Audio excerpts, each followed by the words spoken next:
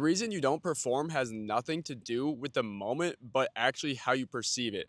Now, let me explain that. I'm going to take you back to my junior year of high school.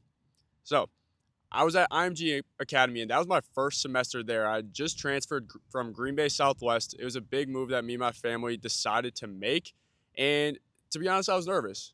I I didn't think I'd do particularly well right away because I knew the competition was going to be tough.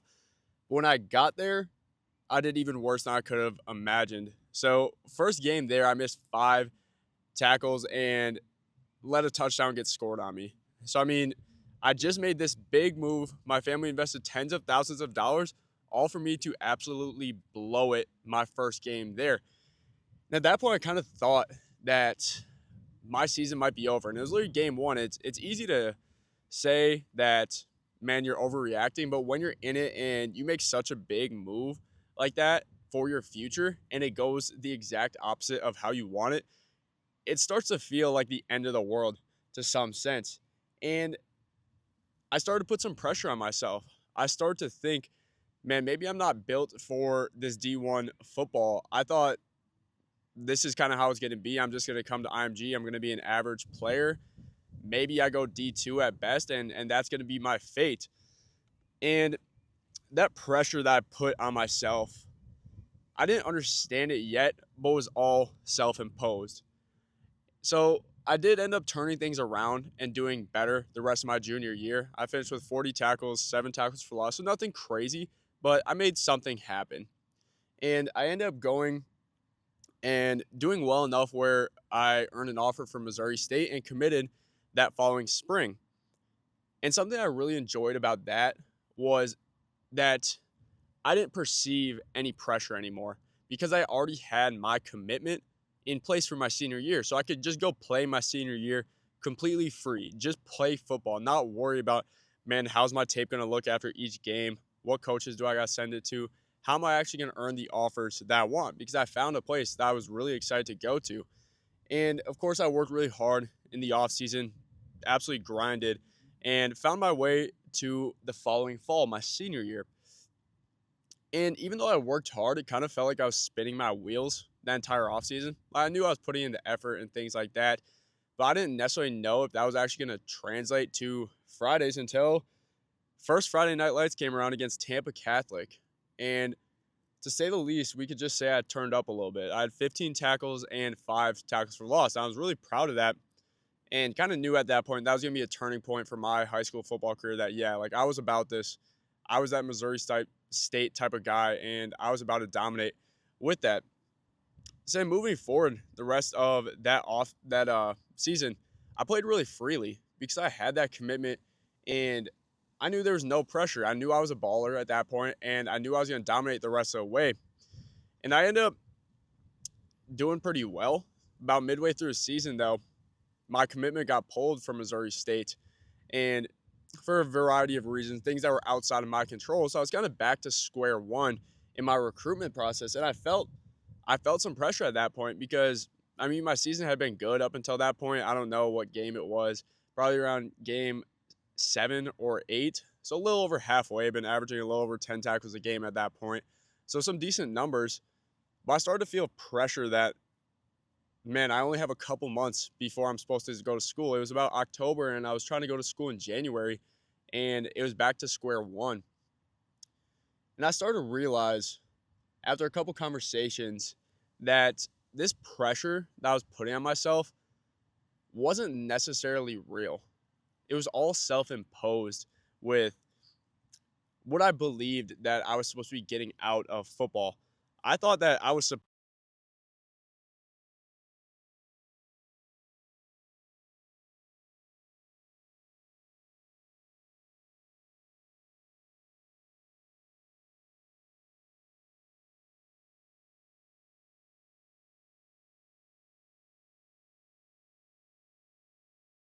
conversations with one of my man, Dr. P, actually, a very good mentor of mine, that none of it was real.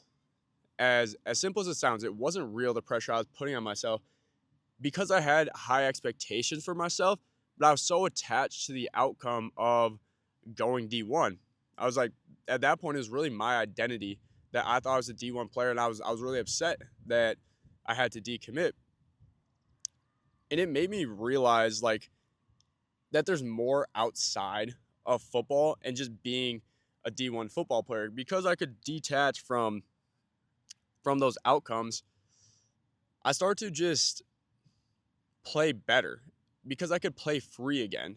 Even though there was supposedly pressure, people on the outside might have said, "Man, that probably sucks. You're probably feeling the pressure right now because you have to go find a new school." But I was able to learn and kind of channel my emotions so I didn't feel that pressure and ended up dominating the rest of the year. Finished with 140 tackles, I think 141, 40 tackles for loss, both records at IMG Academy. And I ended up coming to Furman, and I'm really happy with that decision. But recently, I've kind of found that I've almost fallen back into that trap this past fall, my freshman year at Furman. I felt the business side of college football, and I felt as when I wouldn't perform, well, I felt pressure that I wouldn't earn the scholarship that I want. I walked on here. I just walked on here, and my goal is to earn a scholarship. I started to feel the pressure when maybe kickoff return one game I got blasted. I got laid on my back by a player, and it happens. Obviously, it's not a good look, but I started to feel the pressure that, man, I need to really figure this out and know what's going on, or I'm going to be in a really bad spot. And I kind of got stuck in that trap all of fall. Played in 3 games. My last game I played in wasn't particularly great, and I think that's a big piece why I didn't end up playing again in that 4th game. But looking at it, I wasn't playing up to my potential because I felt the pressure of everyone around me. But what I'm trying to say is that there really isn't pressure from people around you.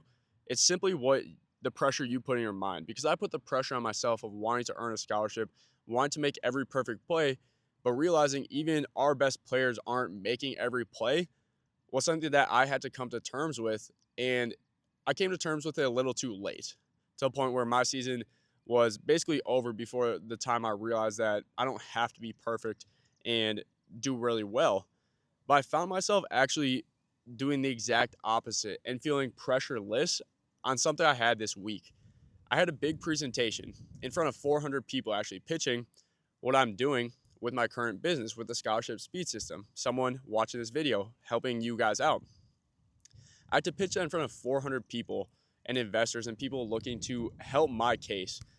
But I didn't feel pressure during it because I understood that whether I won the entire competition or not, that it was going to be a good opportunity, and wasn't so attached to the outcome of winning the $10,000 that I would be, you know, in ruins if I didn't win it. To say I didn't end up winning, and yeah, I was upset, right? That's expected when you put a lot into it, but it gave me time to realize like I really enjoyed the process of doing it because I didn't put the pressure on myself during the whole preparation phase that made it miserable.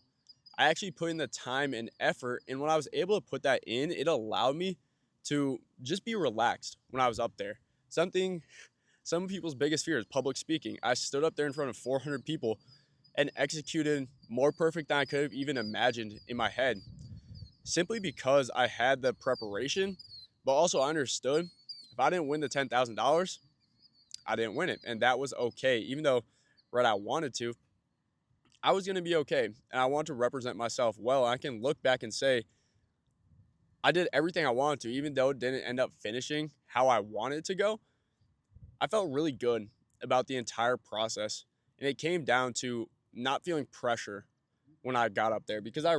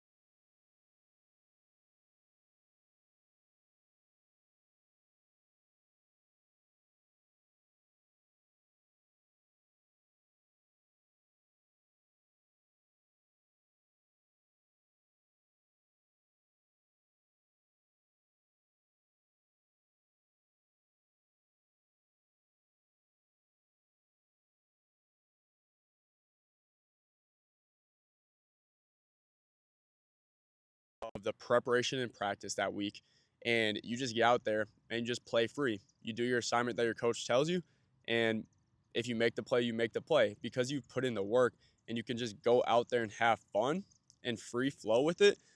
That's always when I find someone has the best performance. It's worked for myself. It worked on this presentation. And I want you to understand that that's going to be one of your biggest assets is how you can control your emotions and determine if this pressure is really real, because in reality it isn't. And that's what I want to leave you guys with today as some food for thought for the week, that whatever pressure you feel is going to come up in your life, think about it. Is it actually real? Because 95% of the time, there really isn't pressure there. It just comes down to how you perceive the outcome that you're going to get from the work that you've put in with the process.